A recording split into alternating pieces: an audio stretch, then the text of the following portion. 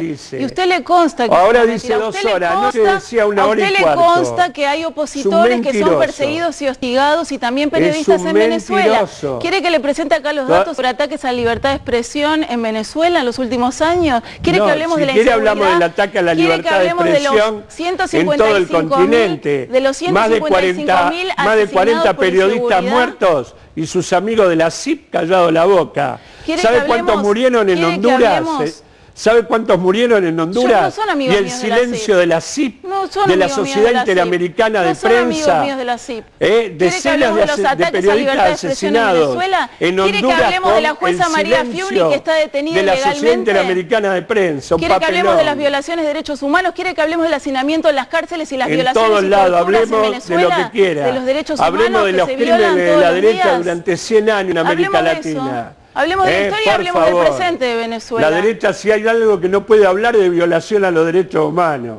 Por favor. No, porque la izquierda bolivariana sí. Porque los viola hoy, y entonces eso se les perdonan. Esa violación de derechos humanos se perdona porque la revolución es progresista. Parece que el pueblo venezolano no piensa como usted.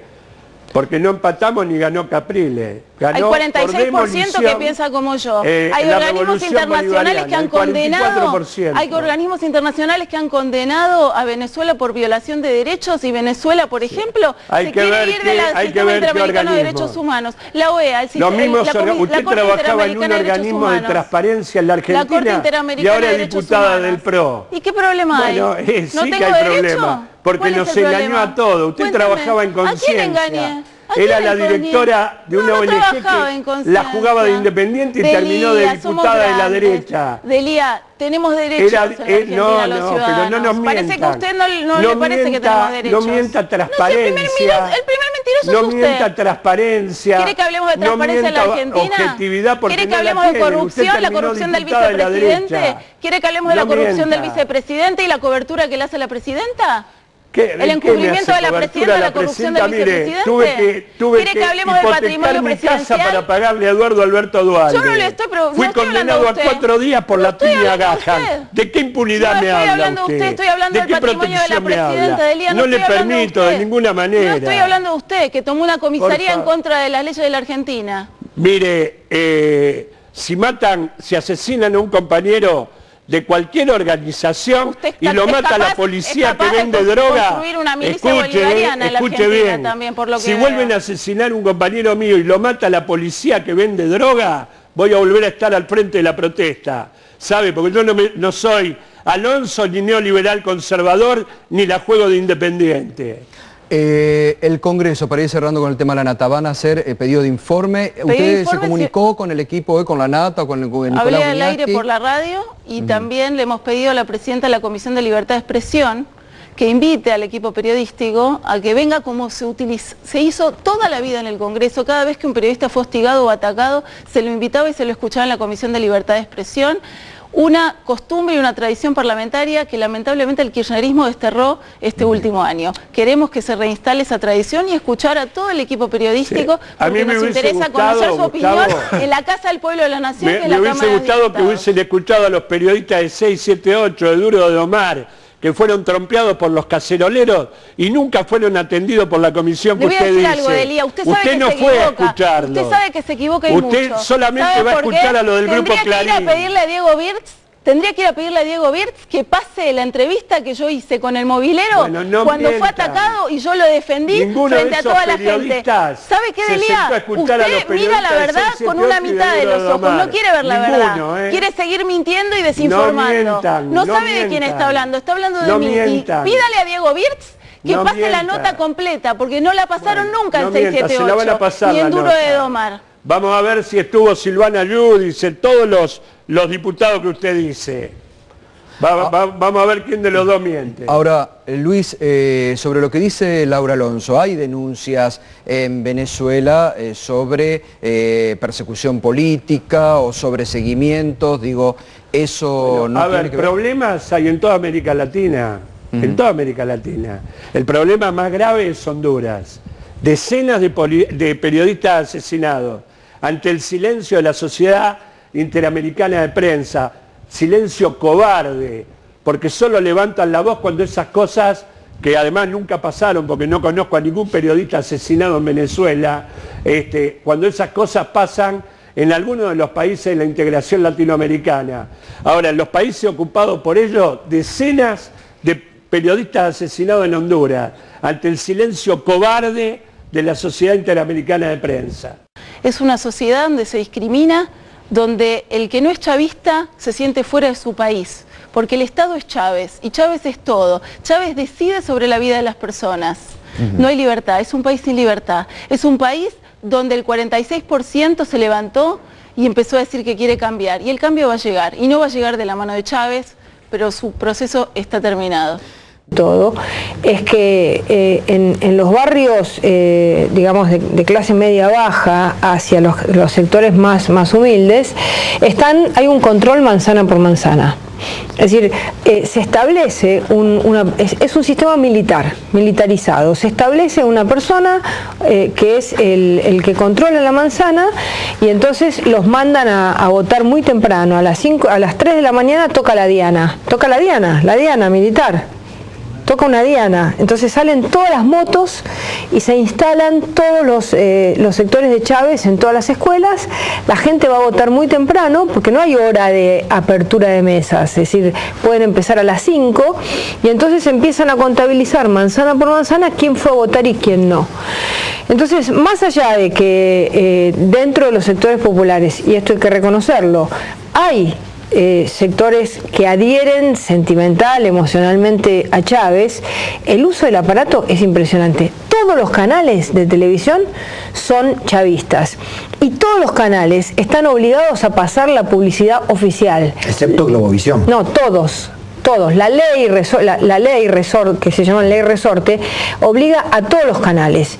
Y usted está viendo televisión, o vos estás viendo televisión, yo vi el reportaje de la CNN, cuando el periodista dice, porque Chávez está enfermo, ¡pic!, suena un pito y es como una censura en el acto. Es decir, que todos los programas de televisión tienen un delay. Es decir, es como si nosotros acá estuviésemos hablando y antes de salir al aire, si yo digo Chávez está enfermo, no va a salir mi voz, sino que va a salir una cosa roja que tapa la boca. Qué buena idea para después el 7D.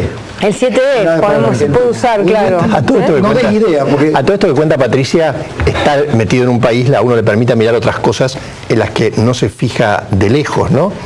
Cuando Chávez asumió, la economía venezolana era 20% más grande que la colombiana. Hoy, después de 14 años con el mayor precio del petróleo, es 30% más chica que la economía colombiana. Desde el punto de vista económico, la peor inflación de América Latina.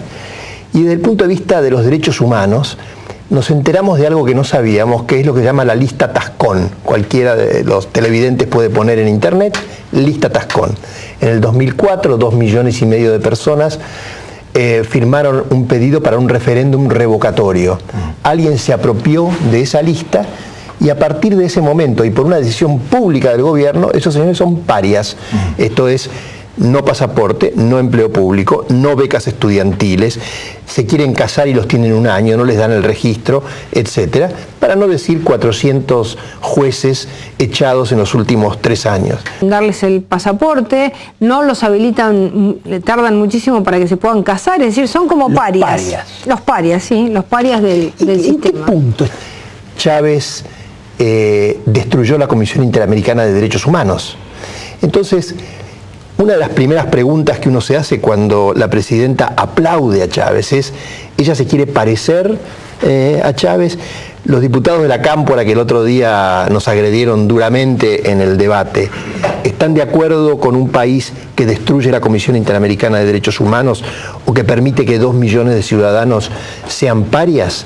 Es muy impactante ver este contraste entre la imagen, entre mil comillas, romántica que quiere plantear la presidenta sobre la relación con Chávez y la vida cotidiana de los venezolanos que están sometidos a este desorden. Por otra parte, creo que allí ya hay una corriente de exiliados bastante importante. Bueno, dicen que hay 800.000. Por ejemplo, lo que le pasó a la Nata es algo totalmente normal.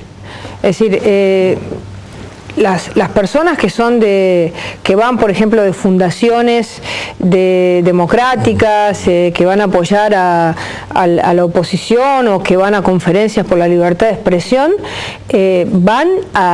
caen en ese lugar. Yo estaba en el partido ADECO, Acción Democrática, en el momento en que me llaman y me cuentan lo de la nata.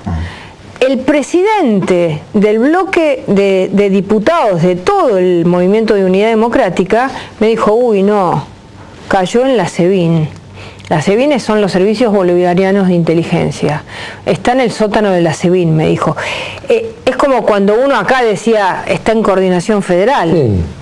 Es decir, que así fue, se agarró la cabeza y dijo, uy, no. La Lubyanka en Moscú, ¿no?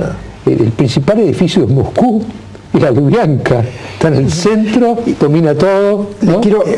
Es tan impactante como está dividida la sociedad, y esto es otra cosa, otra reflexión. Esa sociedad está claramente dividida en dos. No sé cuántas escuelas hicimos hablando con la gente, y es impactante el nivel de división que hay en esa sociedad.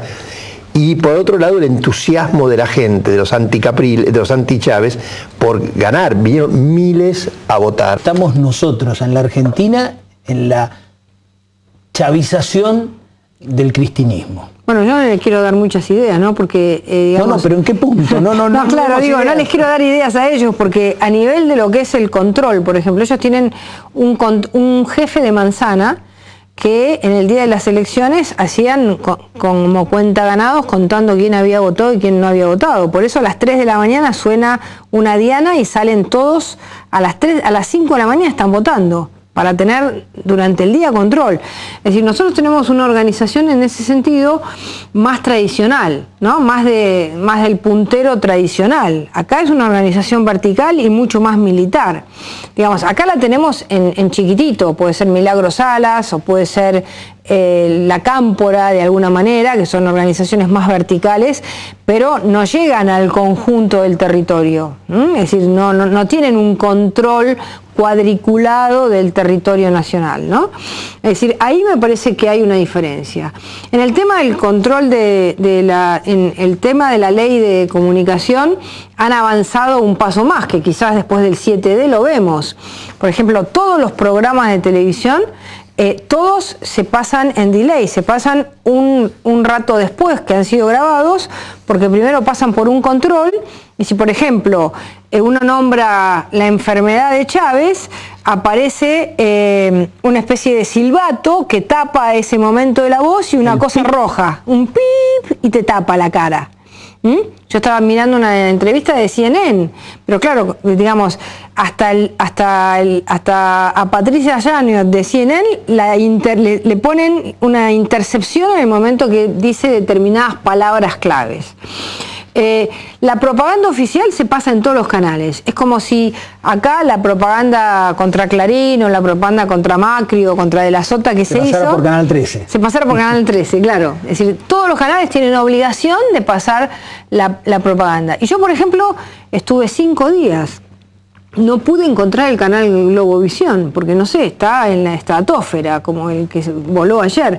Es decir, todos los canales... Todos uno tras de otro oficialistas, y no, y hablan del gran comandante. Es una cosa que en algún momento...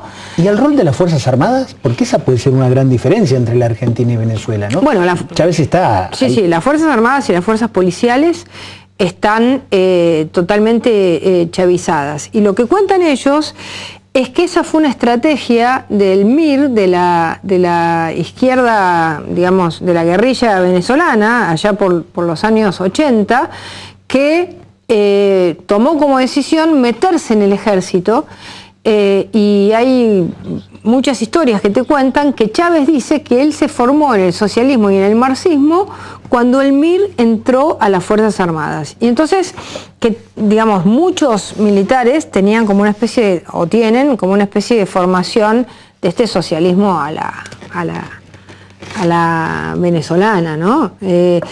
Así que, digamos, esa también es una diferencia. Y después la otra diferencia es que tienen muy poca clase media. Claro.